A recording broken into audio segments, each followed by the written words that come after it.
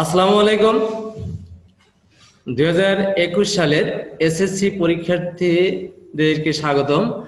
আজকে তোমাদেরকে গণিত বিষয়ে স্বাগতম।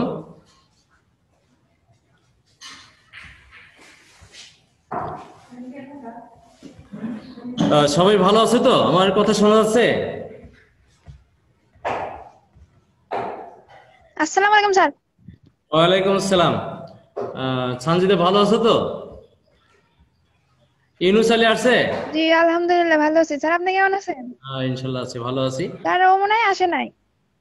সবুজ মাহতাব, স্যার সবুজ মনে হয় আসছে। ওদের কি সমস্যা?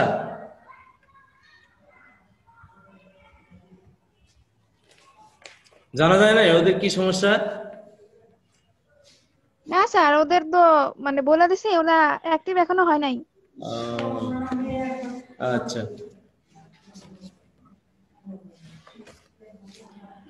আজকে তোমাদের গণিত বিষয়ে স্বাগতম।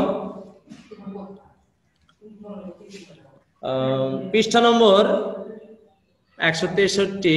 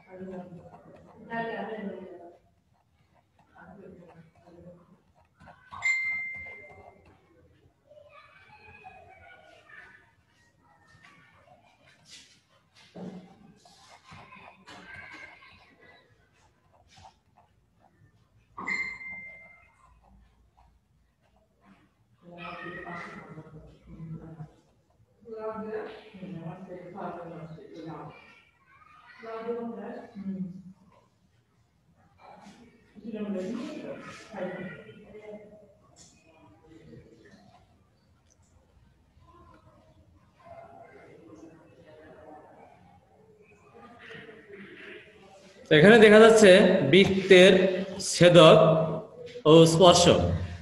আমরা আগের ক্লাসে আলোচনা করেছি বৃত্তের ছেদক এবং স্পর্শক সম্পর্কে। সঞ্জিদা মনে আছে তো? একটি সরলরেখা এবং একটি বৃত্ত অবস্থান অনুযায়ী সরলরেখাটি বৃত্তকে সর্বাধিক দুইটি বিন্দুতে ছেদ করতে পারে। সরলরেখাটি যদি বৃত্তটিকে দুইটি বিন্দুতে ছেদ করে তাহলে সরলরেখাটিকে ছেদক বলা হয়। আর সরলরেখাটি বৃত্তটিকে যদি কেবলমাত্র একটি বিন্দুতে ছেদ করে তাহলে সরলরেখাটিকে বৃত্তটির স্পর্শক বলা হয়।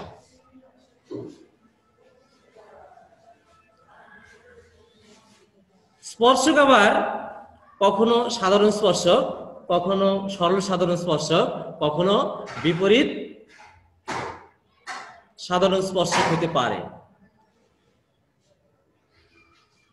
বৃত্ত দুইটি যদি সরল রেখার একই পাশে অবস্থান করে তবে ওই সরল রেখাটিকে বৃত্ত দুইটির সাধারণ স্পর্শক বলা হয়। সাধারণ স্পর্শকের ক্ষেত্রে বৃত্ত দুটি সরলরেখার একই পাশে থাকতে পারে, বিপরীত পাশেও থাকতে পারে। ক চিত্রে দেখা যাচ্ছে বৃত্ত দুইটি সরলরেখার একই পাশে অবস্থান করছে, আবার খ চিত্রে দেখা যাচ্ছে বৃত্ত দুইটি সরলরেখার বিপরীত পাশে অবস্থান করছে। এক্ষেত্রে সরলরেখাটিকে বৃত্ত দুটির সরল সাধারণ স্পর্শক বলা হয়। আবার অবস্থান অনুযায়ী সরলরেখা এবং বৃত্ত দুটির অবস্থান অনুযায়ী সরলরেখাটিকে কখনো সরল সাধারণ স্পর্শক আবার কখনো বিপরীত সাধারণ স্পর্শক বলা যায়। বৃত্ত দুইটি যদি সরলরেখার একই পাশে অবস্থান করে তাহলে সরলরেখাটিকে বৃত্ত দুইটির সরল সাধারণ স্পর্শক বলা হয়। নচেত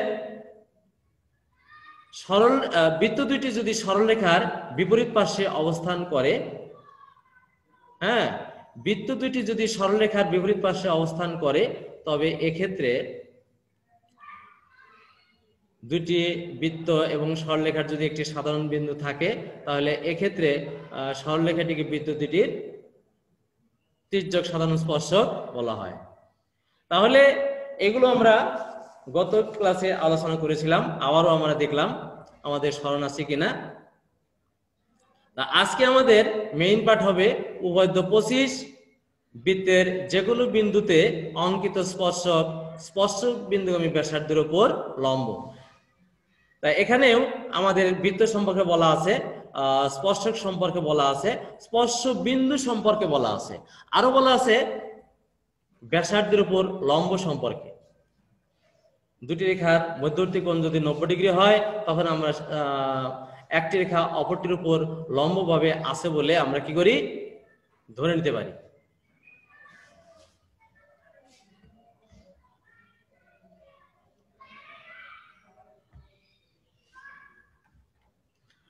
কে সানজিদা কথাবার্তা বলতেছো না?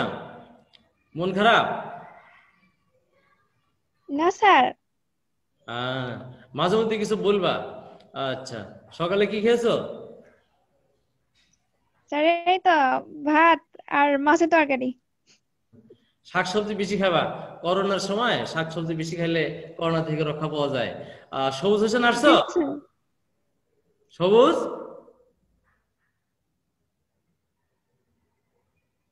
সবুজ তো কথাই বলতেছে না।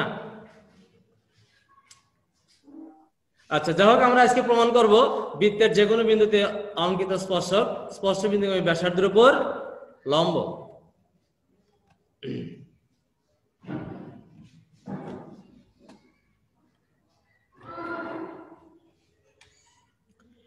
মনে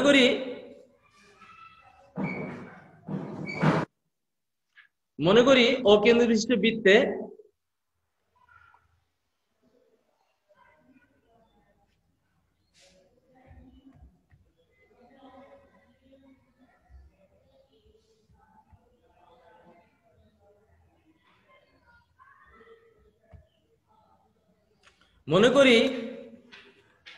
অকেন্দ্র বিশিষ্ট বৃত্তে পি বিন্দুতে পিটি একটি স্পর্শক।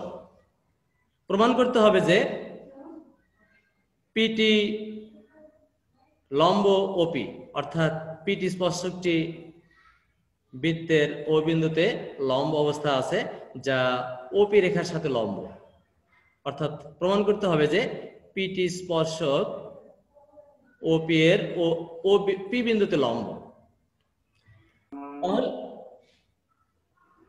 তাহলে প্রমাণের জন্য আমাদের অঙ্কনের প্রয়োজন। তাহলে আমরা অঙ্কন করি। বৃত্তের পি বিন্দুতে পিটি স্পর্শকের উপর যে কোনো একটি বিন্দু কিউ লয় এবং ও কমা কিউ যোগ করি।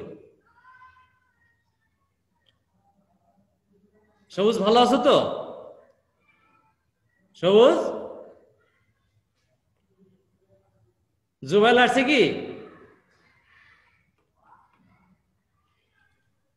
স্যার ও আসে নাই। আসে নাই?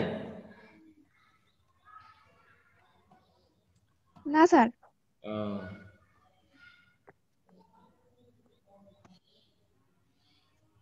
এবার আমরা প্রমাণ করব, যেহেতু বৃত্তের পি বিন্দুতে পিটি একটি স্পর্শক, সুতরাং পি বিন্দুতে,